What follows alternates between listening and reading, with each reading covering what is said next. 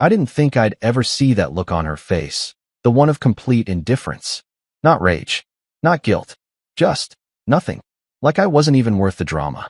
That's the moment I knew we were done. Not when I found the texts, not when I followed her to the Hilton off 7th, not even when I watched her kiss him goodbye in the parking lot while I sat 3 cars down, the engine still running. No, it was that blank stare. The way she looked at me when I walked through the front door with shaking hands and whispered, "I know." She didn't even try to deny it. She just looked at me like I was interrupting a movie. And now here I was. Jason opened the door before I even knocked. I'd texted him a single word, "Coming." He must have sensed something was off, because when I stepped out of the Uber with a duffel bag and a dead stare, he didn't say a thing. Just stepped aside, clapped me on the back, and said, "Guest room's made up. Want a beer?" God bless him. I muttered a half-assed thanks and dropped the bag in the hallway. He handed me a cold bottle, Lagunitas, the good stuff, and pointed down the hall. "You don't have to say anything," he said, reading me like a book. "Crash. Sleep. Yell into a pillow. Whatever. I'll be here." Jason and I had been friends since we were 16. Survived broken bones, bad breakups, and a 2-day acid trip that ended with us sleeping in a stranger's barn in Montana. Through it all, he'd never judged, never wavered. The guy had integrity tattooed into his DNA. But even Jason couldn't fix the wreckage I'd just walked away from. The guest room was small, 10 by 12, maybe, with a twin bed, a scuffed desk, and a window that looked out onto his neighbor's hedge. There was a bookshelf filled with half-read novels, a digital alarm clock blinking 12 o'clock, and a framed poster of the Denver Broncos. A space that was meant to be neutral, temporary, a pit stop. I dropped onto the bed, the springs groaning under me like even the mattress had an opinion about my life. I took a swig of the beer. It tasted like copper and dust, even though it was cold. Maybe it was just me. The room smelled faintly of cedar and detergent, probably from the fresh sheets Linda, Jason's mom, had changed out the day before. I'd slept in this bed once before, a decade ago, after getting blackout drunk at Jason's bachelor party and swearing I'd never drink tequila again. Funny, that night I'd crawled into this room laughing. This time, it felt like I was crawling into a crypt. I lay back, staring at the ceiling fan blades as they spun in slow, lazy circles. My brain wouldn't quiet. Every thought that tried to form got strangled by that image.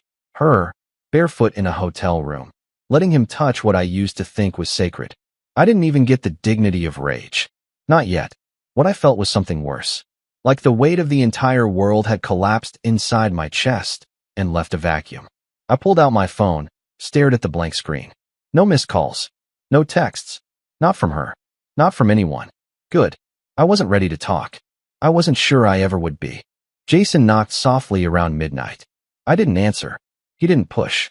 Just opened the door, set a second beer on the nightstand, and said, "Still here, brother." That was it. No sermons. No cliches. Just presence. And maybe that was what kept me from falling off the edge completely.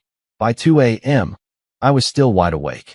I'd kicked off the sheets, paced the room twice, sat on the edge of the bed trying not to break down. But the silence was so loud, I could hear my own heartbeat screaming. I ran a hand through my hair and looked around the room like it might offer an answer. Nothing but the Broncos poster, the blinking clock, and the distant hum of the refrigerator down the hall. This room felt like exile, like I'd been banished from the life I thought I had earned. And here's the thing no one tells you about betrayal. It's not just about the sex. Yeah, it gets you to imagine someone else's hands where yours used to be, but it's more than that. It's the quiet disrespect, the erasure. You build a life with someone, a rhythm, a language, 1,000 tiny rituals that no one else understands. The way she'd tap the rim of her coffee cup before taking the first sip. The way we'd fight over which show to binge, but always end up rewatching The Office. The way her hand would find mine in the middle of the night, even after the worst arguments. Gone. All of it. Rewritten behind your back like your story didn't matter. I closed my eyes, but sleep was a lie I couldn't tell myself. Every time I blinked, I saw her. Her skin. Her eyes. Her mouth whispering someone else's name. The worst part? She didn't even cry. When I told her I was leaving, when I grabbed the bag I kept under the stairs for emergency trips, she just nodded. Like I was a burden she was glad to have off her back. No apology. No excuse. No begging. She let me go like I was never hers to begin with. I sat on the edge of the bed again, this time cracking the second beer Jason left. My hand was shaking. The bottle clinked against my teeth as I drank. I used to be a man who had everything under control, the guy people came to for advice.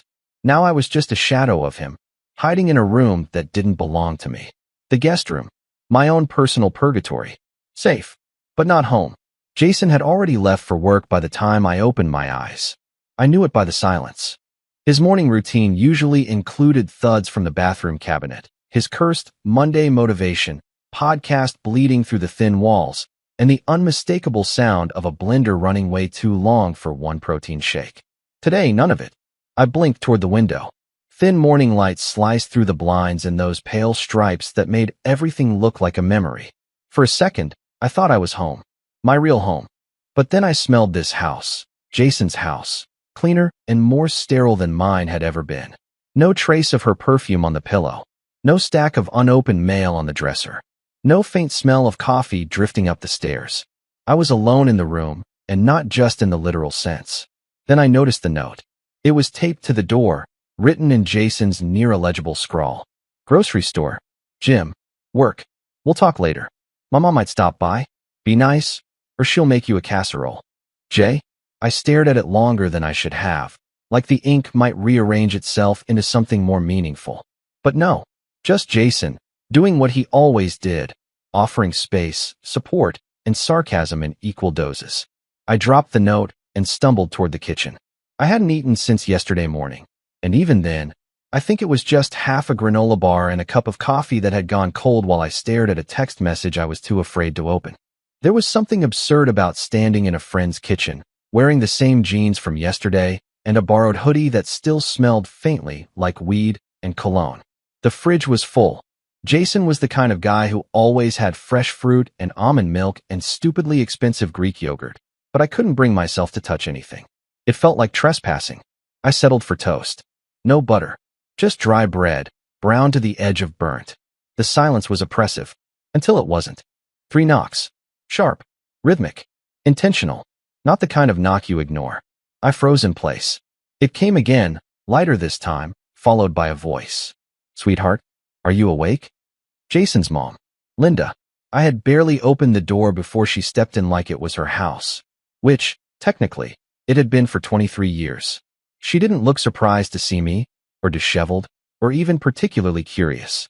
She just offered a smile that didn't try too hard, and a Tupperware container of something that smelled like slow-cooked chicken and garlic. Figured you'd need food, she said, walking past me like she had every right to. Where's Jason? I cleared my throat. Work. Left early. She nodded, her sharp green eyes scanning me like a battlefield medic assessing a wounded soldier. Behind her was another woman, tall, with shoulder-length dark red hair and a long cardigan that flowed around her like a cape. This is Carol, Linda said over her shoulder. My best friend. Practically family. Hope you don't mind. I didn't say I did. What could I do? Kick out 2 women carrying homemade food and maternal energy like heat lamps? I stepped aside, and they floated in. I heard, Linda said gently, unloading the Tupperware like she was setting up camp. Jason didn't say much. Just that you were staying. Said you looked wrecked. I rubbed the back of my neck. That's generous, I muttered. Wrecked implies there's something left worth salvaging. Carol walked straight to the guest room door and opened it like it was her own. Come on. You're not standing in the kitchen like a lost dog. Back to bed. Or couch. Whatever you need. I opened my mouth to protest, but she was already fluffing the pillow like I was recovering from surgery. Linda handed me a plate of chicken and rice, warm and comforting in a way I hadn't realized I needed.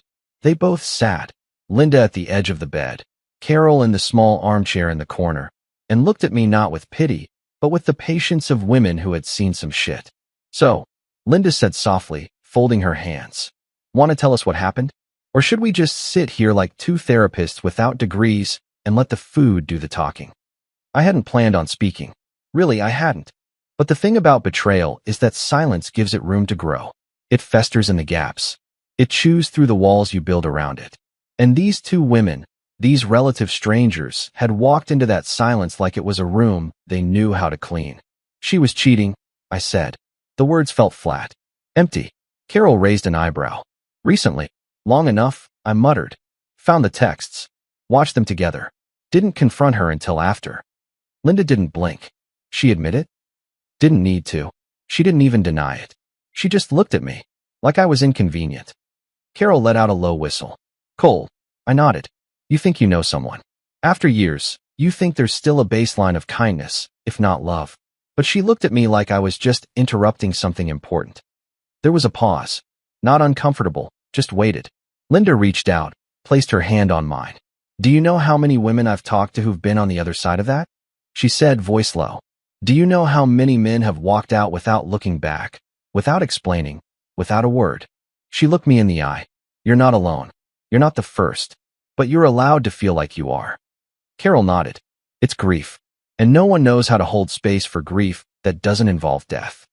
I stared down at the food. It was warm, filling. A small act of mercy in a world that suddenly felt jagged. I don't know what I'm doing, I admitted. Linda smiled, squeezing my hand. You don't have to. That's why you have people. And for the first time since everything shattered, I felt something close to safety. Not healing. Not yet. But the faintest outline of it. Jason got home just before 7, still in his work boots and covered in drywall dust, like a walking metaphor for rebuilding. I heard the familiar thunk of his keys hitting the counter and the snap of a beer cap flicked into the sink. When he knocked on the guest room door, I was half dozing, the low hum of a podcast I wasn't really listening to playing on my phone. He didn't wait for an answer. You decent? He asked, already opening the door with the easy familiarity of someone who knew the question was rhetorical. I sat up, the blanket falling off my chest. Define decent. He stepped in, holding 2 beers, able to stomach another one of these without crying. I gave a half smile and reached for the bottle. That's the spirit, he muttered, dropping into the armchair. Mom and Carol didn't scare you off, huh? Nope, I said. They fed me, sat on the edge of the bed, made me feel like a kid homesick from school. Jason chuckled. That sounds about right. They've been a package deal since before I hit puberty. He took a long sip, studying me. You gonna talk about it? Or am I supposed to keep distracting you with cheap beer and worse jokes? I looked at the bottle in my hand. What's the difference? He shrugged. One ends in sleep. The other ends in punching drywall. I sighed, the weight in my chest settling a little heavier. She didn't even cry, man. That's the part that keeps spinning in my head. I expected screaming, denial, bargaining, something. But she looked at me like I caught her reheating takeout I told her not to buy. Jason didn't interrupt, just nodded, letting the silence stretch naturally. I kept going.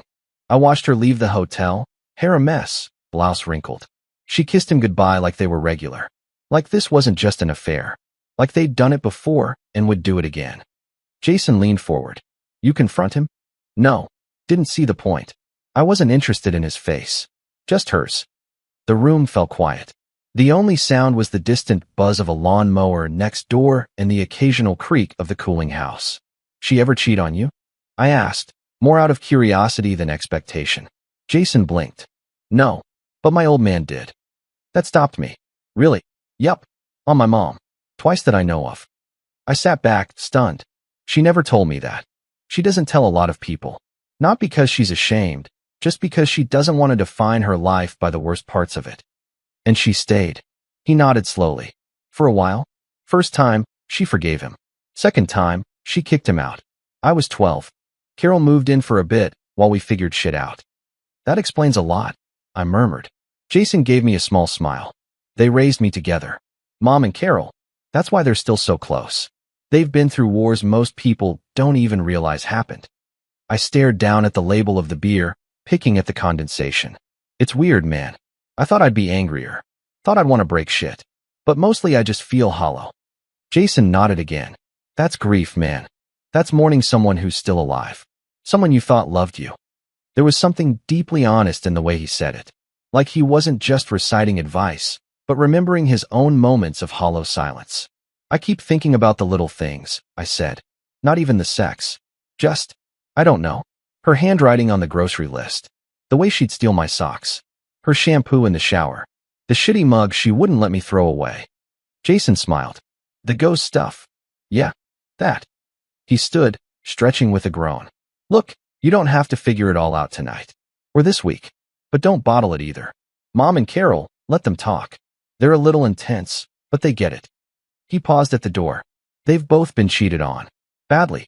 Carol's ex drained their joint account and ran off with a yoga instructor. Linda? She caught Dad with his high school girlfriend. At a reunion. Cliché as hell. Jesus, I whispered. Jason smirked. Yeah. And now look at them. Still standing. Still annoying. Still here. After he left, I sat there staring at the wall for a long time. The beer warmed in my hand until it tasted flat, and I set it down. I didn't want to sleep, but I didn't want to think either. Eventually, I wandered back into the kitchen. I didn't expect them to be there, but they were. Linda and Carol, both at the table, cups of tea steaming in front of them like they'd never left. Carol looked up first. Thought we heard movement. Couldn't sleep? I shook my head. Jason told me about your exes. Linda smiled softly. I figured he might. Carol sipped her tea. Welcome to the club, sweetheart. We have matching scars. I sat at the head of the table, still in my hoodie and socks. How do you get through it? Linda leaned in, her eyes steady. You don't. Not at first. You just get by, hour by hour. Then it becomes day by day. And eventually? I asked. Eventually, she said, you start to build again. From scratch if you have to. Carol added. But you have to let yourself feel it first. All the ugliness. Otherwise it'll rot you from the inside. I didn't respond. Just let their words settle around me like a weighted blanket. For the first time, I didn't feel like a burden. I felt like someone in recovery. A patient among survivors. Linda reached out and placed her hand over mine. We're not going to let you sink, she said. Got it. And even though I didn't say it aloud, I think I believed her. I could hear Jason from the living room, yelling at the TV like it owed him money. Come on. That was a foul, you blind bastard. The crowd noise roared through the speakers, punctuated by the sound of a beer can cracking open. He'd asked earlier if I wanted to watch the game with him. I told him I was tired. That was half true. Mostly, I just didn't trust myself to sit in a room filled with testosterone and camaraderie when I still felt like my ribs had been hollowed out with a spoon. So I retreated.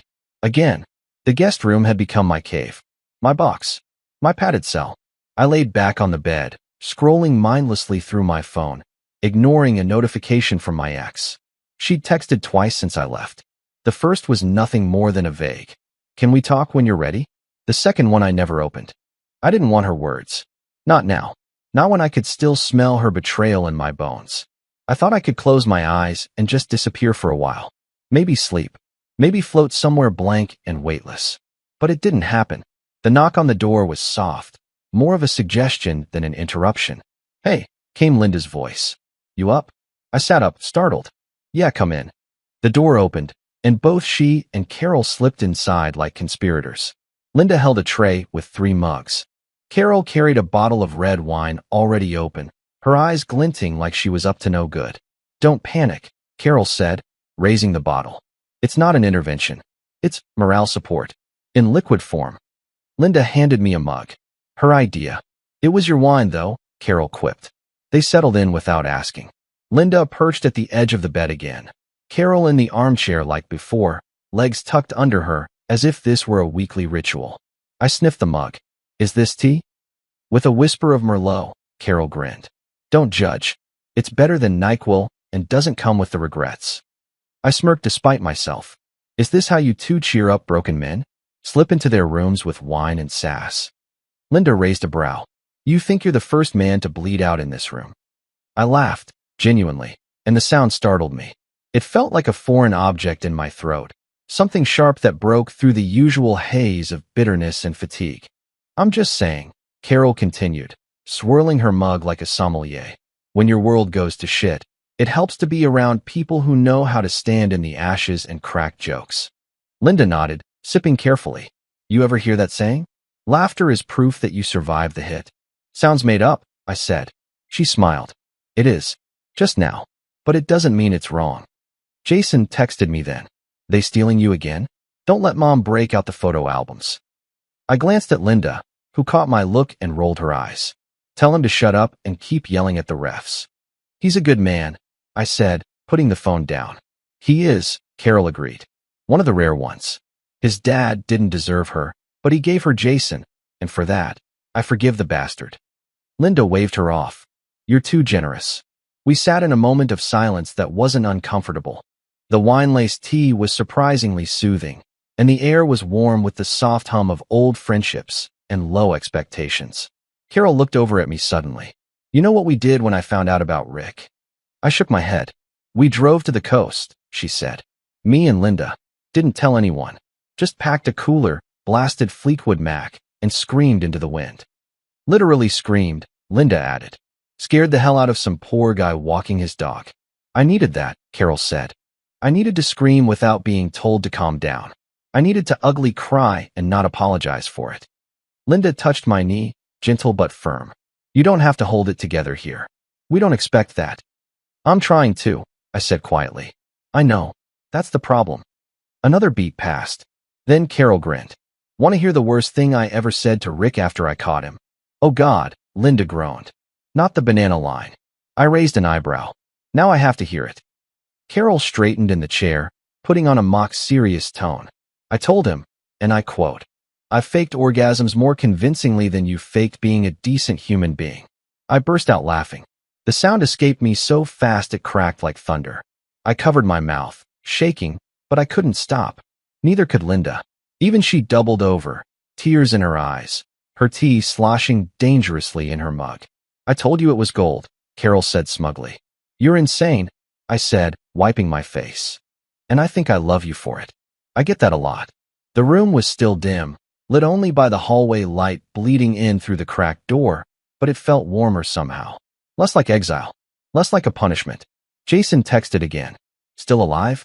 Or did they talk you into knitting and aromatherapy?" I didn't reply this time. I just looked at Linda and Carol, these two women who should have been background characters in my story, but somehow had become anchors. I wasn't sure what line I was standing on anymore. Between comfort and temptation. Between grief and something else. But for the first time in weeks, I didn't feel like I was falling. And in the dark, that felt like progress. Jason left early Friday morning with an overnight bag slung over his shoulder and a look of smug satisfaction that only came from escaping the chaos of his house for 2 full nights with his girlfriend. He slapped me on the back on his way out. "You've got the house," he said. "My only rule, don't die." "Not planning on it," I replied, though part of me still felt like I was in the slow bleed between who I used to be and who I was becoming. He paused at the door. "And hey, if Mom and Carol get too handsy, just remember I have security cameras." "Do you?"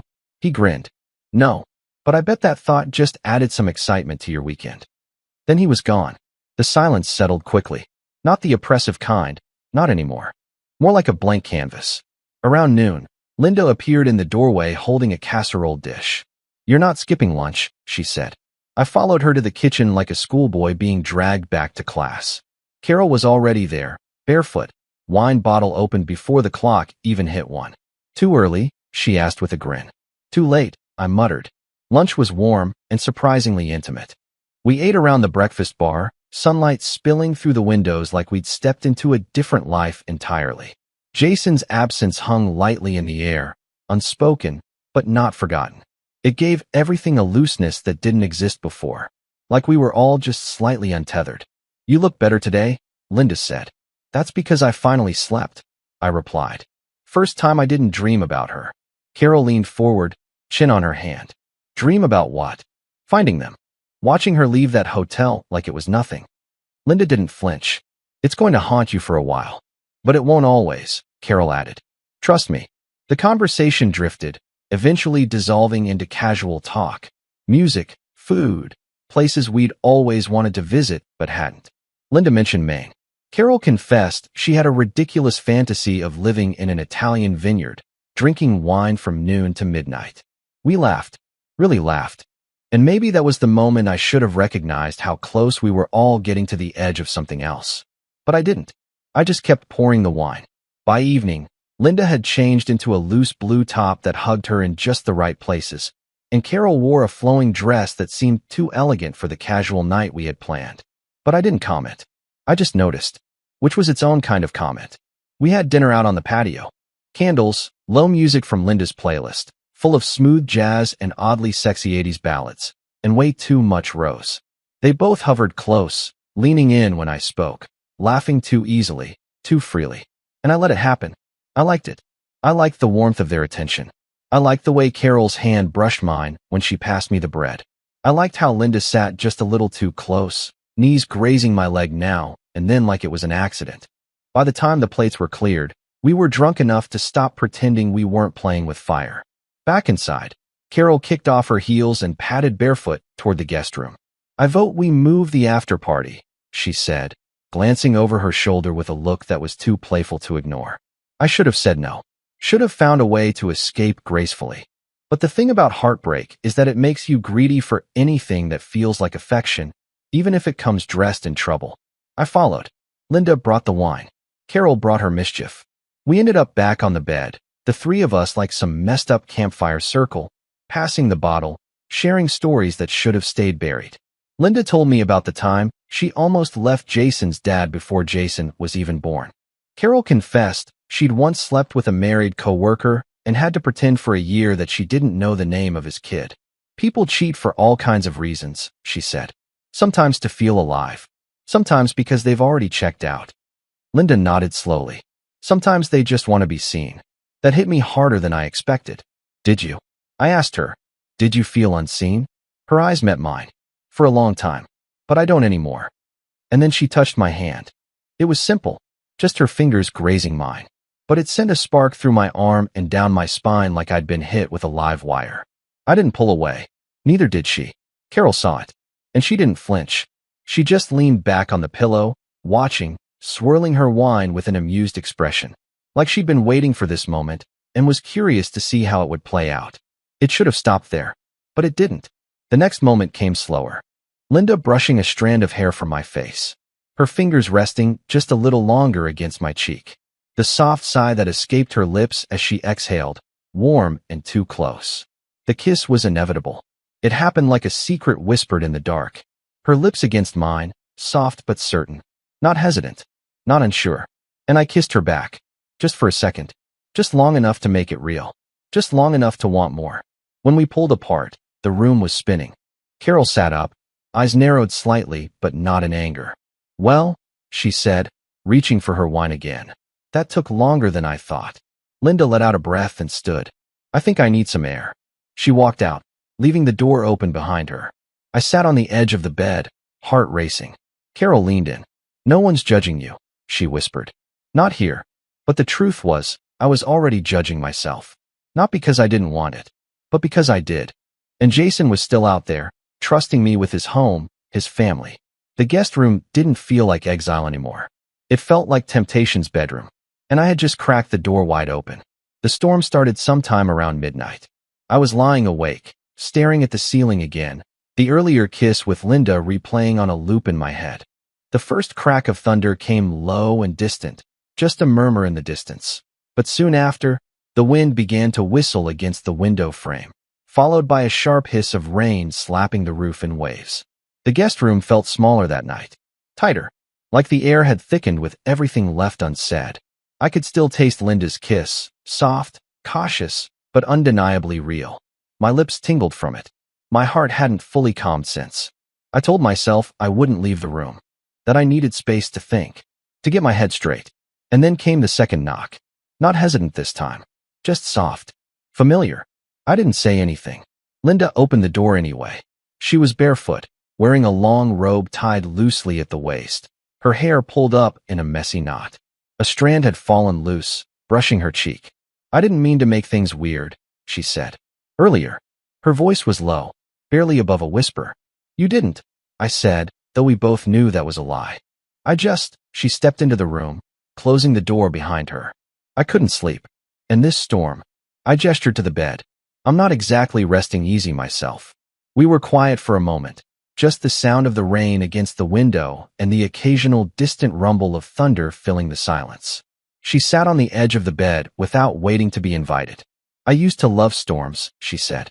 When Jason was little, he'd crawl into my bed during thunderstorms and hide under the blankets. Used to drive his dad crazy. She laughed, but there was sadness in the sound. What about now? I asked. I guess I don't mind them so much, she said. They remind me that everything passes eventually. Even the loud, chaotic shit. She looked over at me then, her eyes soft, guarded. I'm not trying to confuse you, she added. And I'm not here to chase anything that isn't mutual. You just what? I just don't want to feel alone tonight. The words landed heavy and honest. It wasn't seduction. Not exactly. It was something lonelier. Something more dangerous because of how much it mirrored my own need. She reached for the blanket and pulled it over her legs. Carol's asleep on the couch, she added, snoring like a bear. She brought more wine, by the way. Said you'd need it. I chuckled despite myself. She's probably right. We sat in silence again, closer than we had any right to be. I could feel her body heat through the thin layers between us.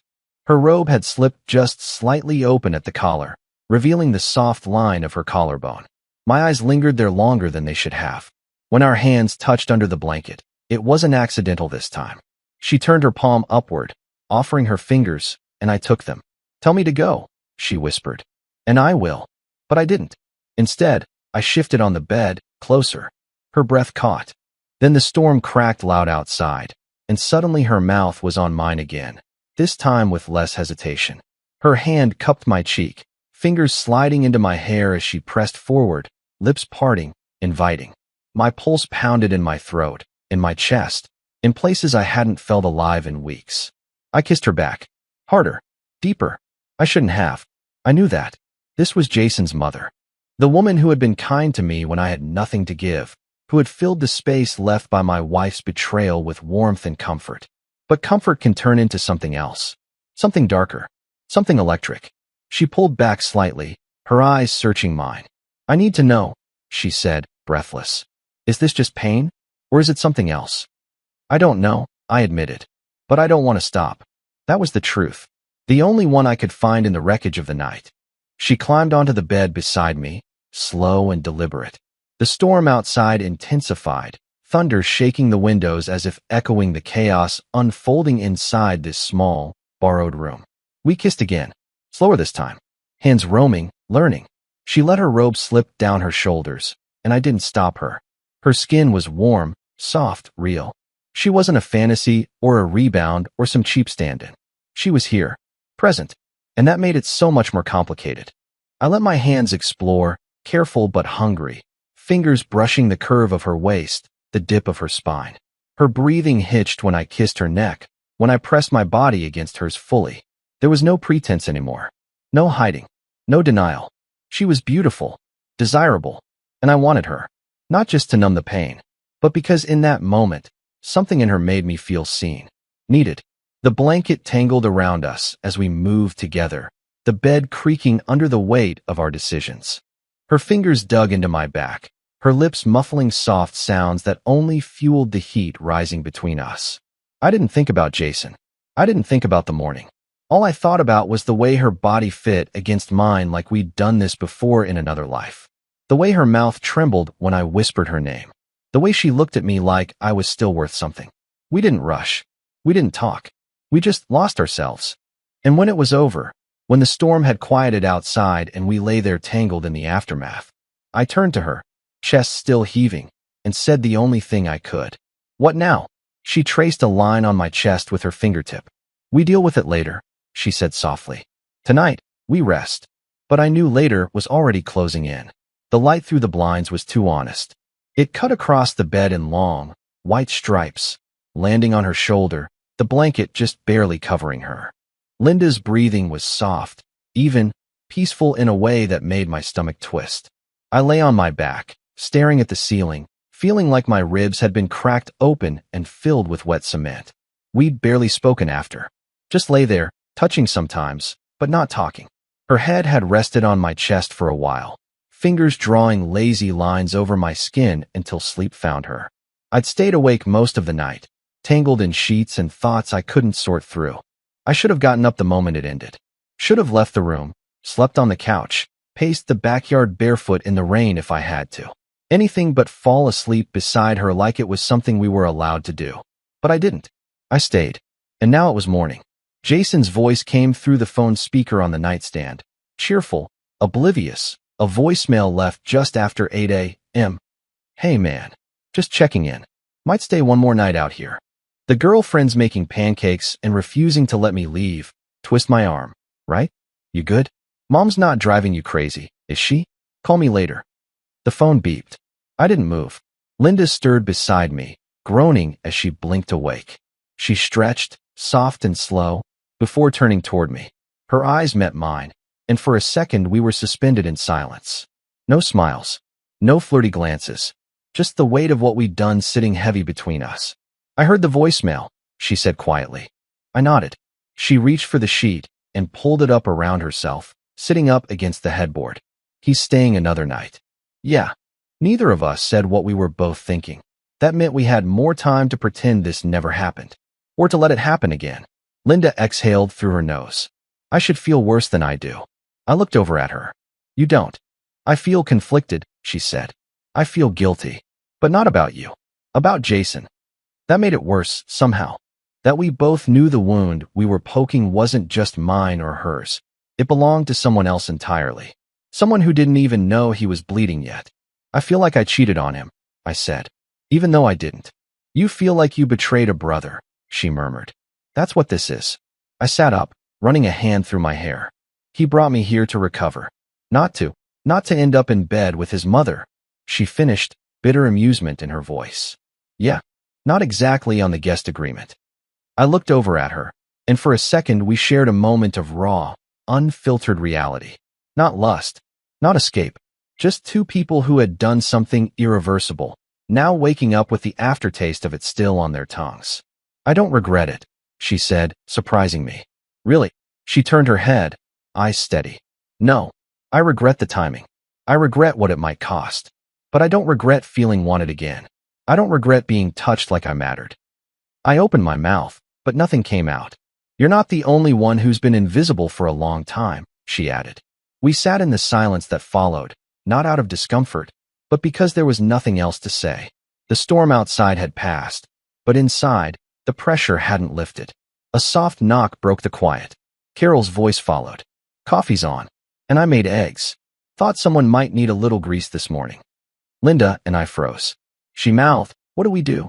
I grabbed my jeans from the floor, pulled them on without speaking, and opened the door just a crack.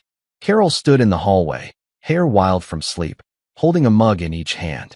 She raised one, smirking. Thought you might be awake. Her eyes darted past me, to the bed, to Linda, to the blanket around her shoulders. She said nothing, just handed me the mug. I took it with a quiet thanks. She smiled, slow and knowing. You're welcome. Then she turned and walked back toward the kitchen, her bare feet silent on the hardwood. I closed the door. She knows, Linda said, already standing, wrapping the blanket around her like armor. She won't tell him. No, she agreed. She won't. But she knows. Linda pulled her robe on and crossed the room to the small mirror above the desk, tying her hair back in a neat twist. For a woman who had just committed what some would call the ultimate betrayal, she looked calm, grounded. I, on the other hand, felt like a cracked window, still standing, but one good gust, and I'd shatter. Are we going to pretend it didn't happen? I asked. Linda turned. Do you want to? I hesitated. I don't know. That's an answer, she said softly. She crossed the room and placed a kiss on my cheek. Not lips, not lust, just a press of gratitude and sorrow. I'll be in the kitchen. And she left.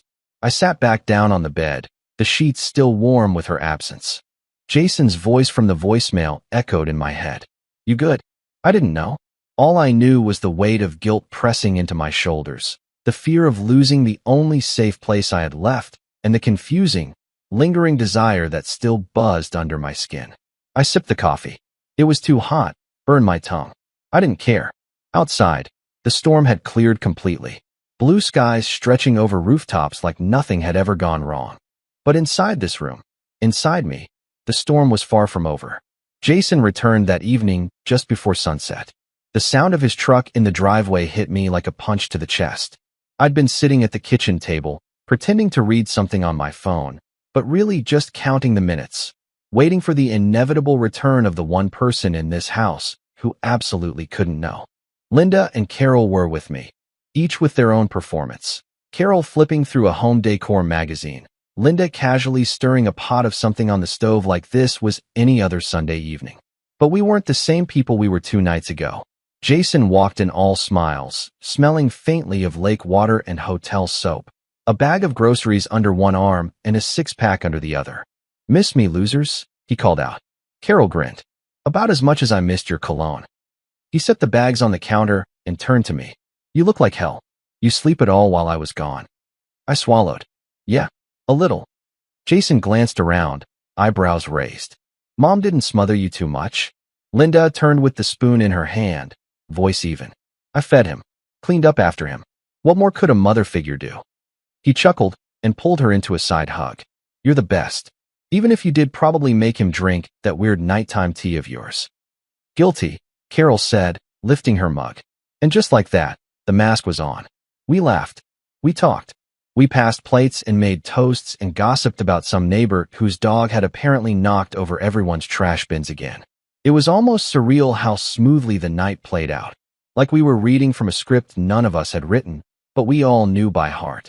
After dinner, Jason and I stepped outside to the back patio while Linda and Carol cleaned up. The sun was dipping low, casting everything in gold. He handed me a beer and sat back in one of the chairs, stretching out like a man with no idea his world was balancing on a blade.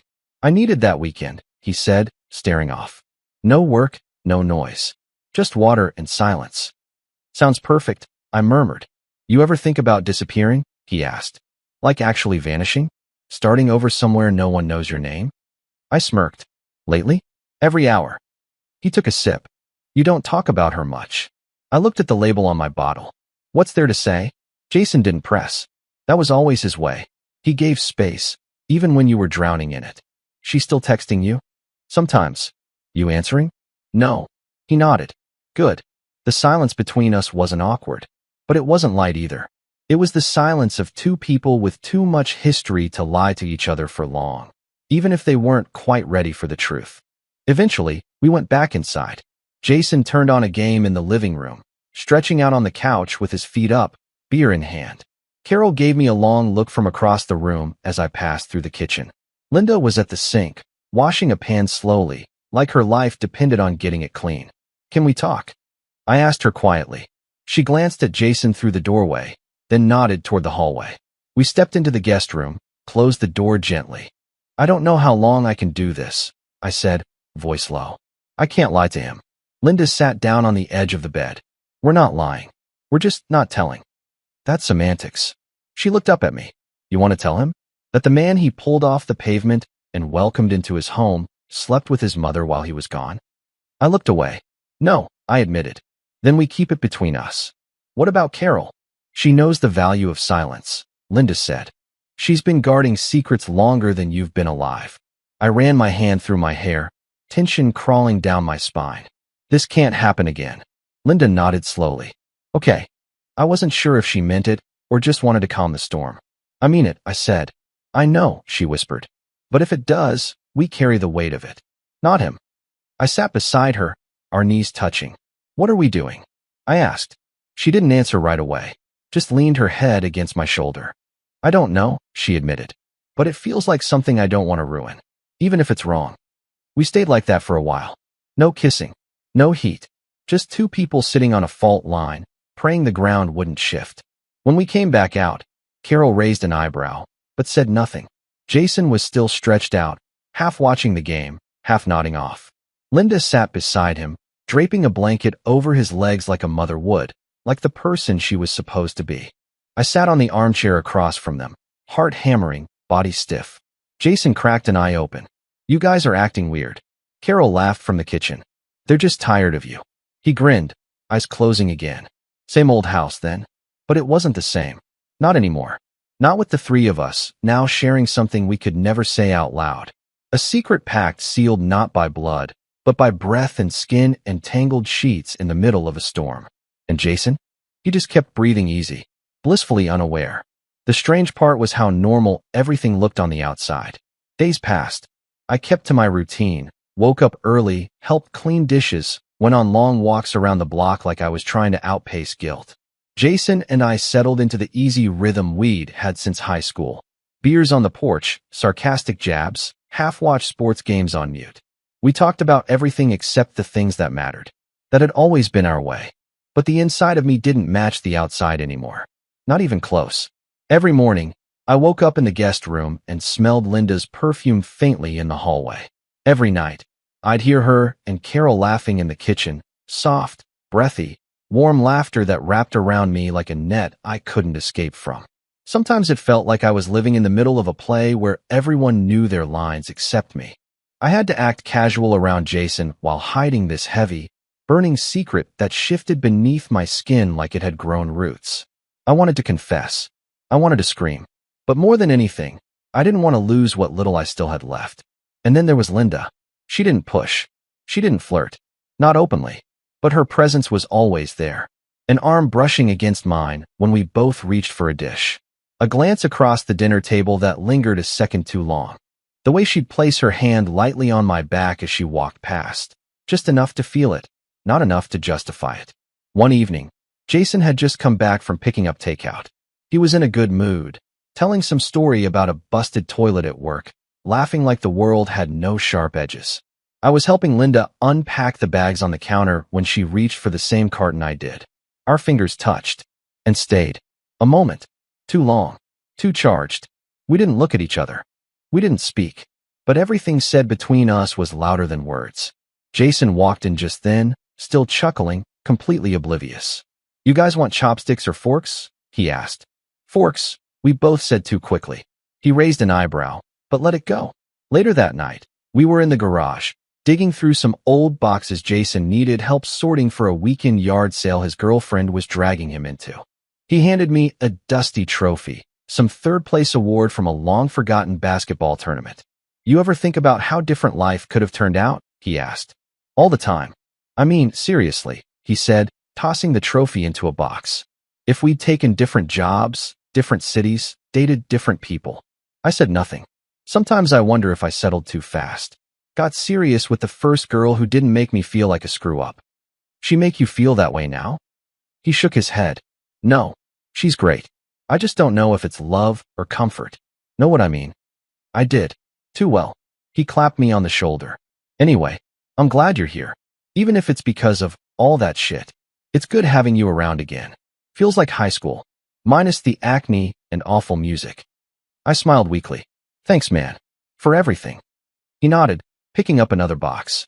That night, I lay awake in the guest room, unable to ignore the way his words had punched holes in my chest. I was lying to him. Every day, every time I looked him in the eye, every time Linda stood near me, close enough to feel, too far to touch. I knew he was starting to notice something. Not everything, but something. The questions started small. "You been working out? You look less miserable. You're always up before me now. What are you doing at 6 in the morning? Carol says you and Mom talk a lot while I'm gone. What's that about?" I dodged each one with a joke or half-truth. I couldn't keep it up forever. And then Carol cornered me. It was a Thursday afternoon. Jason was out, Linda was napping, and I'd just come back from a walk that turned into a sprint when my head got too loud. Carol was in the kitchen, sipping tea like she owned the place. She didn't even look up when she spoke. "You need to be careful." I froze. "With what?" "With pretending this is sustainable," she said, finally turning to face me. "You think you're holding it together, but your eyes give it away. Every time she walks in a room, you look like someone trying to undrown themselves." I opened my mouth to respond, but she held up a hand. "I'm not judging," she added. "I've been there. You find someone in the ashes and cling to them like they're oxygen. But Jason's not a fool. He's loyal, not blind." I sat down across from her, the chair creaking under my weight. I didn't mean for it to happen. No one ever does. Carol leaned forward, voice softer now. "You've got two choices. You either end it clean, now, and live with the ache, or you ride it out and hope Jason never catches up." I said nothing. "You need to ask yourself what you're willing to lose," she said. "Because this doesn't end with everyone smiling around a dinner table." When Linda walked into the kitchen 10 minutes later, hair still damp from a shower, eyes catching mine briefly, I felt my throat tighten. Because Carol was right, and I didn't know the answer to her question. Yet, Jason never said the words, but I knew he felt it. The way his eyes narrowed at nothing. The way his questions became slightly more pointed. It wasn't just the occasional smirk or sarcastic jab anymore. He was watching us. Not overtly, not aggressively. Just watching. It started with the guest room door. "You've been keeping that thing open more often," he said one afternoon, handing me a beer, trying to let the sadness out. I chuckled. Guess I just hate feeling boxed in. He nodded, but something in his look lingered too long. That night, I closed the door out of habit. But then I opened it again, and immediately hated myself for it. Because now every small move felt like overcompensation. Like I was trying too hard to look casual, unburdened. The guilt came in waves. Not constant. But when it hit, it hit. Especially when Linda was nearby. She'd taken to humming around the house, a low, pleasant tune under her breath as she cooked or tidied. It made things feel light, normal. But normal wasn't possible anymore. Not when I knew the slope we were sliding down and how sharp the rocks would be at the bottom. We hadn't been alone since the night of the storm. Not really. Not in the way that mattered. And yet every second we were in the same room, I could feel the tension like static on my skin. Jason noticed that too. You and Mom seem to be getting close, he said one morning while we sat on the porch drinking coffee. You're not letting her mother you too much, are you? I shook my head. She's just being kind. He raised an eyebrow. She's always kind. But lately, it's like he paused. I don't know. She's different. Different how? Jason took a sip, gaze distant. Looser. Lighter. Like she dropped some invisible weight. Good for her, I guess. Just weird seeing it so suddenly. I swallowed. Maybe she's just happy you're not destroying her kitchen anymore. He snorted. That's probably it. But I could feel him weighing my words. Feeling them for cracks. Then came the night. He came home early. It was a Thursday. He was supposed to be at his girlfriend's place until Friday afternoon. I was in the guest room, reading, when I heard the unmistakable sound of the front door opening. No knock. No text. Just the creak of the hinges, the low thud of shoes being kicked off, the shuffle of keys hitting the dish by the door. I shot upright. Carol and Linda were laughing in the kitchen. Something about a spilled glass of wine and Carol's shirt being a casualty of good Shiraz. Then Jason's voice cut through. Surprise. The silence that followed was thick. I stepped into the hallway just in time to see Carol wiping at her top with a dish towel, wine blotches blooming like bruises. Linda stood frozen at the sink, hand hovering midair with a glass in her fingers. Jason's gaze bounced between them, then to me. Well, this feels awkward, he said. Carol recovered first. We thought you were gone till tomorrow. I was, he said, walking to the fridge. Plans changed.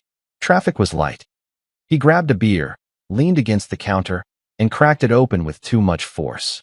The foam hissed over his fingers. Linda finally spoke. We weren't expecting you. Yeah, I got that vibe.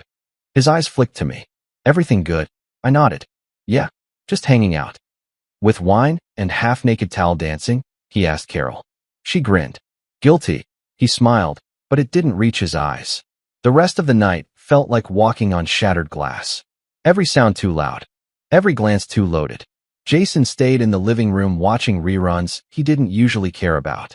Linda disappeared into her room earlier than usual. Carol claimed she had a migraine and took a long bath. I stayed in the guest room, staring at the ceiling again, my heart pounding like it wanted to climb out of my chest. Jason knocked on my door just before midnight. You up? Yeah. He stepped in, arms crossed. Sorry for the ambush earlier. Didn't mean to startle everyone. No worries. He looked at me for a long moment, then shut the door behind him. I need to ask you something, he said. Okay. Is there something going on between you and my mom? The words hung in the air like smoke. I froze. Too long. Jason's face didn't change, but his voice did, softer, more careful. You don't have to answer if it's stupid, he said. It's just, things feel weird lately. And I'd rather hear it from you than let my brain spiral into some Lifetime movie scenario.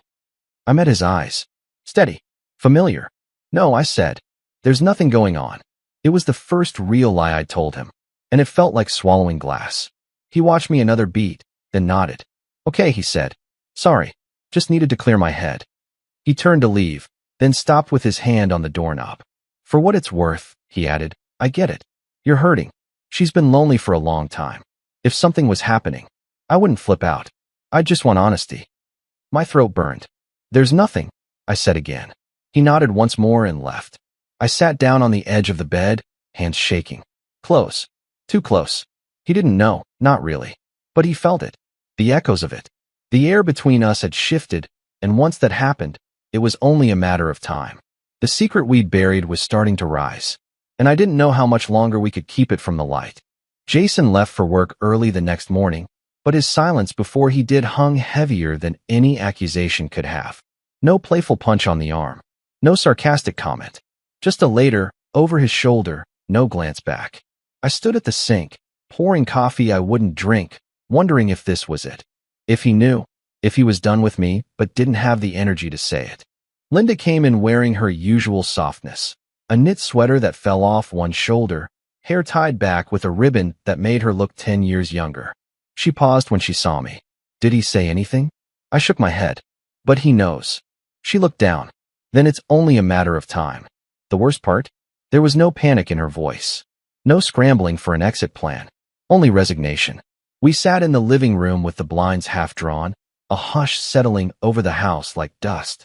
Carol was out running errands, and for the first time in days, there was no excuse to avoid this conversation. I finally asked, "What happens now?" Linda sighed. "We stopped pretending." I turned to her. "Pretending what?" "That we're still holding on to anything clean," she said. "You, me, this house. Jason's trust. It's all tangled. And maybe it always was." "I didn't mean for any of this," I said. "I know," she replied. "Neither did I. But that doesn't mean we didn't want it. Doesn't mean we didn't choose it." There it was, the full weight of it. We had crossed a line, and there was no walking it back. Not with whispered apologies. Not with silence. "I can't lie to him anymore," I said. Her expression didn't change. "So what are you going to do? Tell him you slept with his mother because you were hurt and lonely?" "I don't know. But I can't keep sitting at dinner like I'm not breaking something every time I look at him." Linda stood, walked over to the window, and looked out. "He won't forgive us. Not both of us." "I know. I've seen him cut people out," she continued. "His father. 2 old friends. Doesn't raise his voice. Just walks away. Vanishes from their lives like he never existed." The idea of that chilled me more than any shouting match ever could. "I thought this would be something temporary," I admitted. "Just a slip. But it's more than that now." Linda nodded, still facing the window. "We made it more. And now we have to live with it." She turned around, her face tired but calm. "Unless we don't." "What do you mean?" "We don't have to keep living in the same house, sharing glances, pretending it's just friendship. Maybe you move out. Start fresh. And this before Jason finds out everything on his own." I looked around. The guest room down the hall, the couch where Jason fell asleep watching games, the kitchen where Linda hummed and Carol made tea. This place had been a refuge, then a prison, then something too dangerous to define. "You want me to go?" I asked. "I want to stop holding my breath every time my son walks into a room," she said gently. "And I think you do too." We were quiet for a while. Finally, I stood. "I'll pack tonight. Be gone by morning." Linda didn't cry. She didn't beg. She just nodded. "Okay." That evening, I waited until Jason was back home. He was in the backyard, messing with the grill like nothing had shifted. I walked out, hands in my pockets, heart clawing at my ribs. He didn't look up. Something wrong. "I'm leaving tomorrow." That got his attention. He turned, squinting like he was sizing up a stranger. "Where you going?" "Just out. Time to give you your space back." He studied me. "This about my mom?" I hesitated. He shook his head. "You don't have to say it. I already know. Maybe not all the details, but I'm not stupid." "I never meant to." "Doesn't matter. I should have told you the truth." He nodded once. "Yeah, you should have." "I'm sorry." Jason tossed the grill tongs down and finally faced me square. "I brought you here to help you heal, man. I didn't expect you to." He stopped himself, jaw tightening. "You're my best friend. My mother.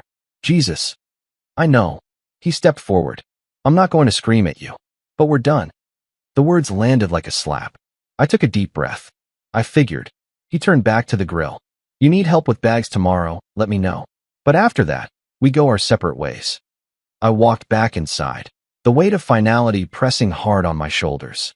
Linda met me in the hallway. She didn't ask what he said. She didn't have to. "Is it over?" she asked. I nodded. "Yeah." "You okay?" "No." She reached for my hand, but I stepped back. "I can't do this anymore," I said. "We burned too much." Tears welled in her eyes, but she didn't argue. "I know." That night, I packed everything I had into the same duffel I'd arrived with. It felt heavier now, not with clothes, but with memories, of grief, of touch, of moments that felt like warmth and shame woven together. As I zipped it closed, I realized something. This wasn't just the end of a place to stay. It was the end of a version of myself I could never go back to. I had crossed the line. And now, the only thing left was to live with what lay on the other side of it.